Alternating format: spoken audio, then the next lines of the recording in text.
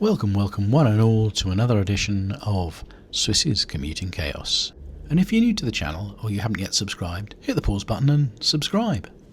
It's Sunday morning and I'm off to see my dear mama. I'm on the 217, it's fairly damp and greasy surface and whoa! What are you doing?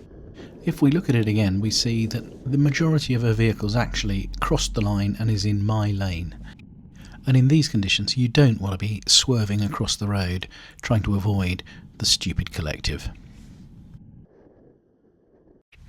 It appears it's tractor day in London. The farmers seem to be railing against two-tier Kia and Rachel from accounts, so anyone that's prepared to have a go at them gets a thumbs up from me.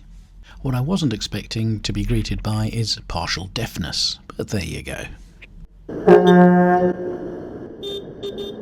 And all the farmers seem to be having a whale of a time honking their horns all the way down the South Bank.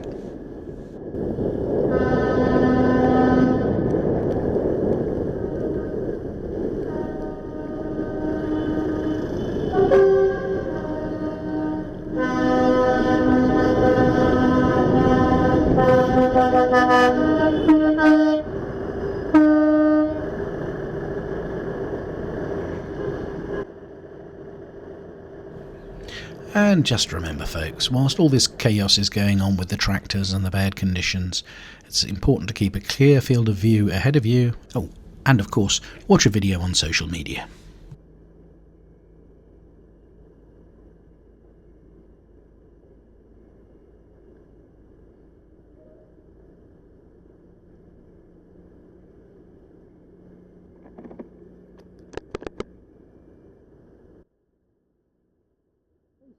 Not forgetting, of course, that whilst you're watching the social media, it's always advisable to try and jump the lights.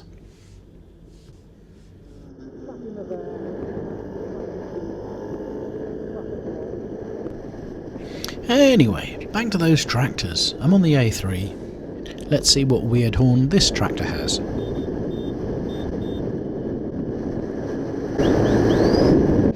Okay, that's just weird. Whereas the next one, well, that gave me a laugh. Because when I'm out in the countryside, I always ask myself, where's Axel Foley? Turns out he's driving the tractor.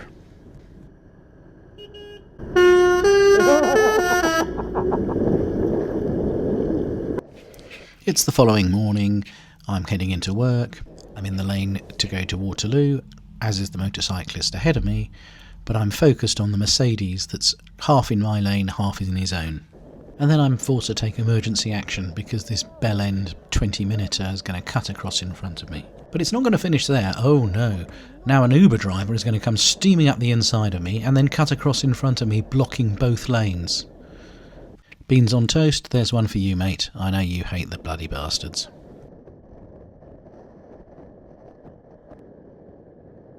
Oh, Tony! Looks like the City of London recognise our special Swisses.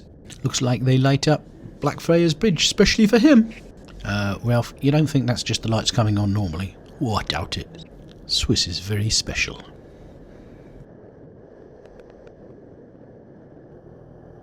Ah, Sir Steve-O, we're back. Sir Swiss has very kindly slowed down the footage here so we can see this line bike lemming jumping through the red light, then proceeding to cycle slowly across the road, mate, when there's a car coming towards him. He's not even looking in the right direction.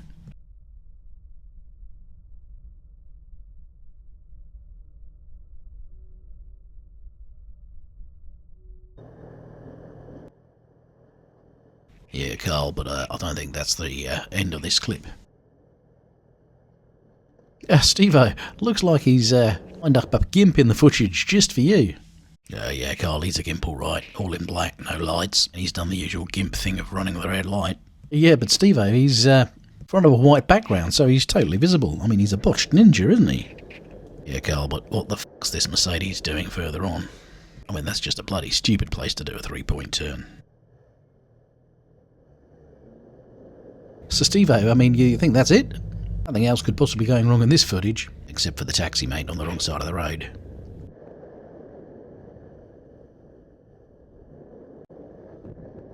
Just a little reminder to watch World According to Cartwright tonight on Swiss TV.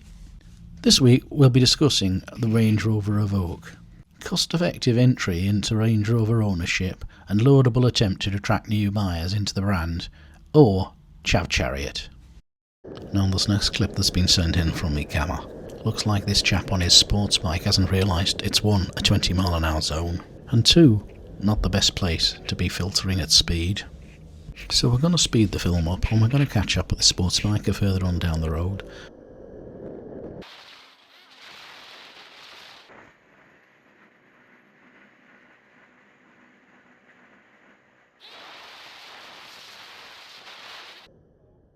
Now we know he's got the ability and the risk mindset to carry on filtering, so why is he not doing so? Well, I'm going to go out on a limb here and say it's because it's a police car and he's got an illegal number plate, and if he goes past it, they'll probably be pulling him over.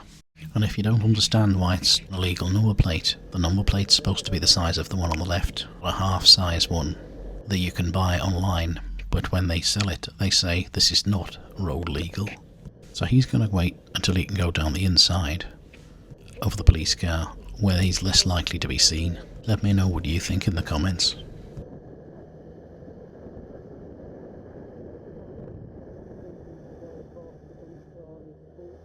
Now, the driving standards of the scooter drivers in London is just phenomenally bad.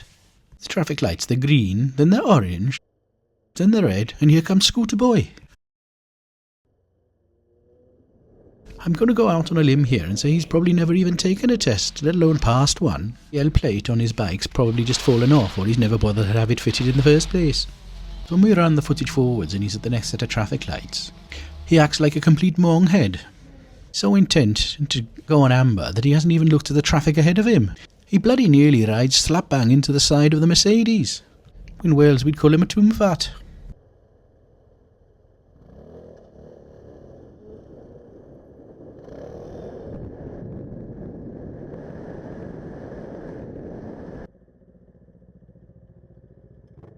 My mate Charlie's back doing food deliveries on his moped again. He's bloody legend, Charlie.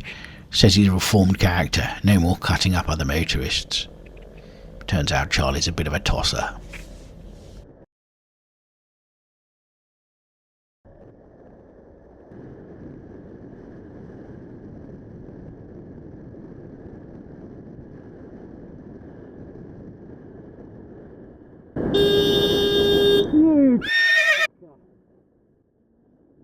Now, I don't know about you, but I can't see this police van indicating he's changing lanes. Nor, for that matter, does he look as though he qualifies under any of the exemptions to use the bus lane. Maybe he's in a rush to go and arrest someone for hurty feelings.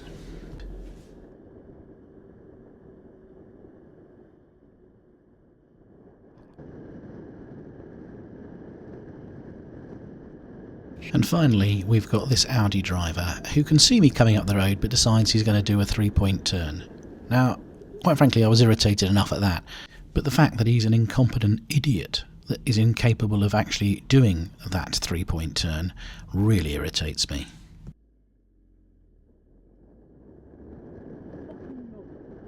And then proceeds to drive down the road at 10 miles an hour.